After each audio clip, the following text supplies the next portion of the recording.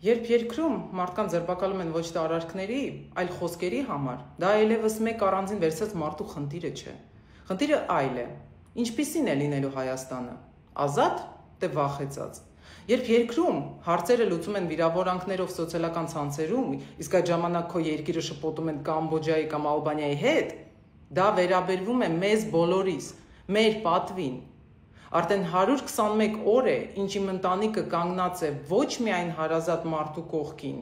այլ յուրաքանչյուր Հայաստանի Հանրապետության քաղաքացու իրավունքների ու արժեքների պաշտպանության համար։ Իմ հայրը կալանքի տակ է այն խոսքերի համար, որ կանգնած է եկեղեցու կողքին։ Մենք բոլորս կանգնած ենք և շարունակելու ենք կանգնել եկեղեցու կողքին ու պաշտպանել մեր արժեքները։ Հայրս մեզ միշտ հիշեցնում է, եթե քարը մոռանատ է, որ լեռից է պոկվել, ապա այն վերածվում է փոշու։ Մեզ չեն կարող վերացնել փոշու։ Վաղը, հոկտեմբերի 18-ին, ժամը 16:30-ին, սպասում եմ ձեզ Ազատության հրապարակում։ Ոչ թե ինչ-որ մեկի համար, այլ ձեզ համար,